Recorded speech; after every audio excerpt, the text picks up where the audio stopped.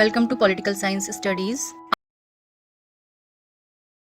नमस्कार शिक्षार्थियों, आज के व्याख्यान में हम अरविंदो के राजनीतिक चिंतन के विषय में जानने का प्रयास करेंगे।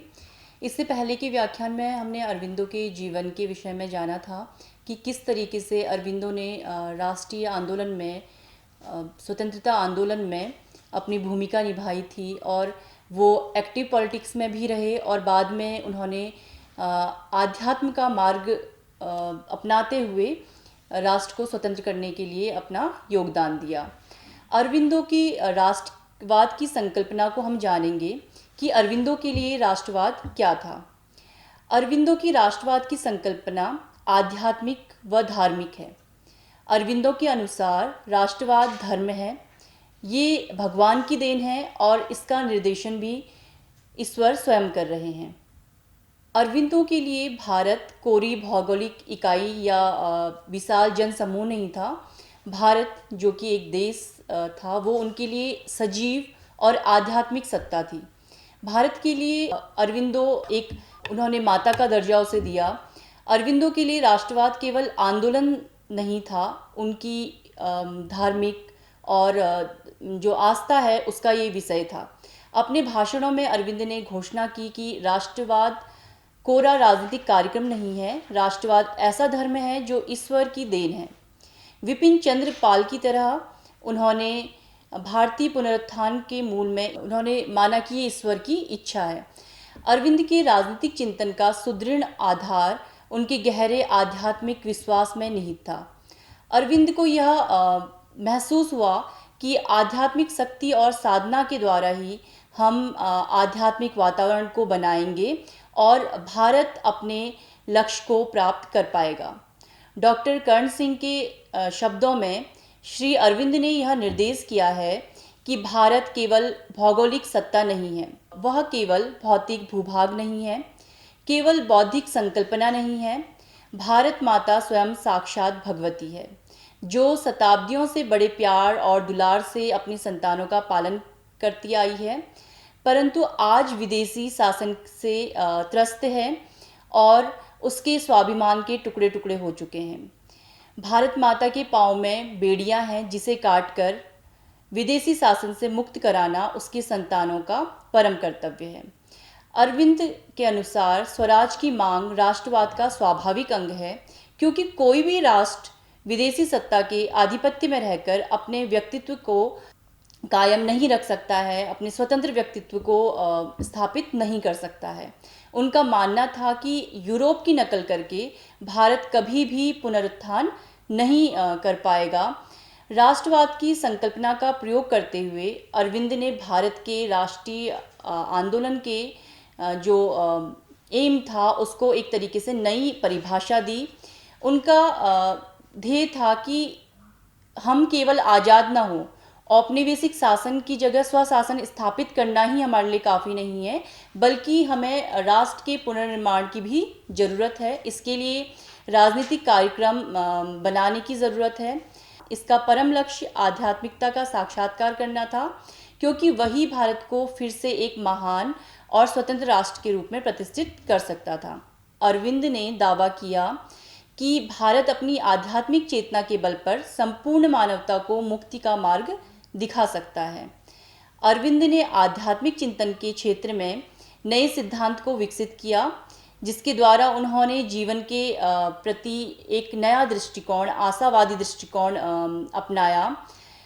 अरविंद की अगर हम राजनीतिक जो संघर्ष है उसके तरीकों को देखें तो उस दौर में इंडियन नेशनल कांग्रेस का जो नरम दल था, उसके नेता अपना जो लक्ष्य समझते थे वो ब्रिटिश साम्राज्य के भीतर ही अपना स्वशासन या डोमिनियन प्राप्त करना चाहते थे, और इसके लिए वो प्रार्थना पत्र या प्रार्थना करके, याचिका करके इसको सही समझते थे कि ऐसे करके हम स्वशासन प्राप्त करें। दूसरी ओर जो गरम दल था, उसके नेता पूर्ण स्वराज की मांग कर रहे थे और वे ब्रिटिश शासन के प्रति प्रभावशाली प्रतिरोध में विश्वास रखते थे। अरविंद का झुकाव जो था वो गरम दल की ओर था। हालांकि उन्होंने अपने आप को केवल राष्ट्रवादी कहना पसंद किया। उन्होंने कांग्रेस की याचिका नीति का खंडन किया और जो गरम दल था उसकी तरह निष्क्रिय या शांतिपूर्ण प्रतिरोध के रूप में राजनीतिक कार्यवाही को किए जाने की बात की। अरविंद ने वंदे मातरम संपादकीय के अंतर्गत इस नीति के बारे में विस्तृत चर्चा की और आगे चलकर आप देखते हैं कि महात्मा गांधी ने इसी नीति को सत्याग्रह के सिद्धांत के रूप में विकसित किया। अरविंद के अनुसार निष्क्रिय प्रतिरोध का जो अर्थ है वो था कि जो कार्य भारत में ब्रिटिश अर्थव्यवस्था या ब्रिटिश वाणिज्य व्यापार और प्रशासन में किसी भी तरीके की सहायता कर रहा हो उसे करने से इनकार कर देना। यह कार्यवाही स्वदेशी आंदोलन के साथ जुड़ी हुई है और स्वदेशी आंदोलन का मूल उद्देश्य विदेशी माल का बहिष्कार करना था ताकि अंग्रेजों की आर्थिक शक्ति को धक्का पहुंचाया जा सके। बाद में इसे शैक्षिक बहिष्कार, न्यायिक बहिष्कार, सामाजिक बहिष्कार के साथ जोड़कर एक विस्तृत कार्यक्रम का रूप दे दिया गया। इस कार्यक्रम में क्रांति के तरीके को भी शामिल किया गया। इस तरह जो स्वराज की प्राप्ति है उसके लिए हिंसा और अहिंसा, क्रांतिकारी और संवैधानिक दोनों तरह के तरीकों को अपनाने का समर्थन किया था।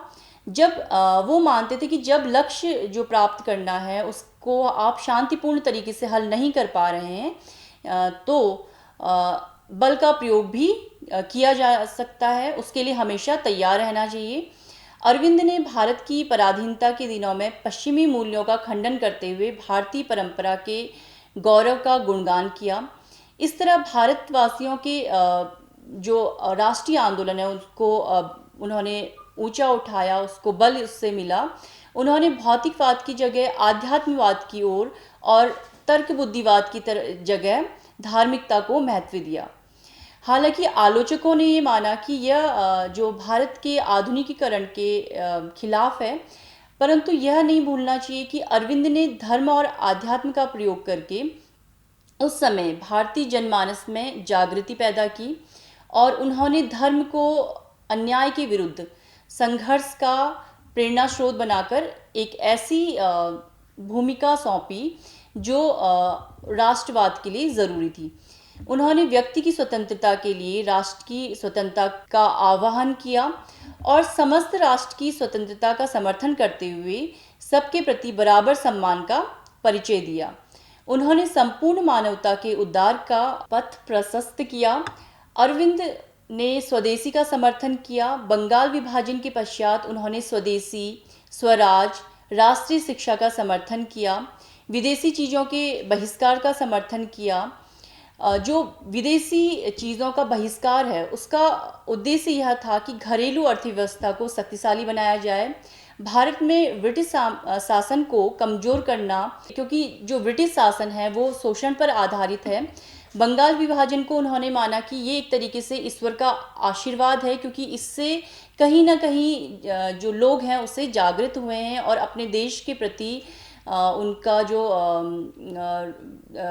भावना है वो उत्पन्न हुई है। और उन्होंने राष्ट्र के विकास के लिए जरूरी माना कि निष्क्रिय प्रतिरोध जो बाद में आप देख रहे हैं कि गांधी जी ने भी जिसे अपनाया। हालांकि जो गांधी का निष्क्रिय प्रतिरोध है वो अलग है। उन्होंने गांधी ने अहिंसक आंदोलन को बल दिया, वहीं जो अरविंदो हैं वो हिंसक आंदोलन पे भी की भी बात करते हैं। उन्होंने युगांतर में लिखा कि एक आश्रित देश अपनी शक्ति खो देता है, विदेशी सरकार के अंतर्गत स्वतंत्रता समाप्त हो जाती है, प्रशासन केवल व्यक्ति के विकास के लिए नहीं अपितु राष्ट्र के विकास के लिए भी ज़रूरी है। अरविंदो का निष्क्रिय प्रतिरोध गांधी जी के आंदोलन है उससे अलग था और उनके अनुसार अहिंसक आंदोलन होना चाहिए, परंतु अंग्रेजों के दमन की स्थिति में हिंसा का प्रयोग आवश्यक हो जाता है।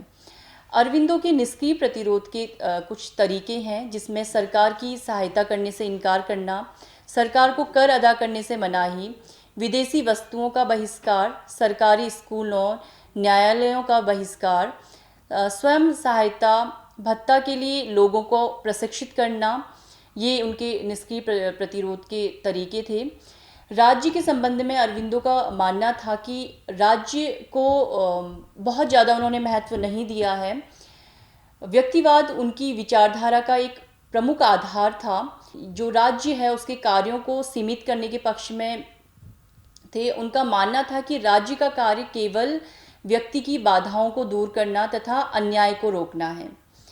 अगर हम अरविंदो की स्वतंत्रता संबंधी विचारों की ओर देखें तो अरविंद ने व्यक्तिगत स्वतंत्रता को राष्ट्रीय विकास के लिए आवश्यक बताया है। 3 तरीके की स्वतंत्रताओं की बात उन्होंने की है। पहली है राष्ट्रीय स्वतंत्रता, जिसका मतलब है कि किसी भी विदेशी नियंत्रण से मुक्त होना। दूसरी जो स्वतंत्रता की वो बात करते हैं वो है आंतरिक स्वतंत्रता, यानी कि निरंकुशवाद से मुक्त होकर स्वशासन प्राप्त करना। और तीसरी है व्यक्तिगत स्वतंत्रता, समाज या शासन के अनावश्यक और स्वेच्छाचारी नियंत्रण से मुक्त होना। अरविंद ने लोकतंत्रात्मक व्यवस्था की कमजोरी को भी बहुत गहराई से देखा, सूक्ष्म दृष्टि से देखा।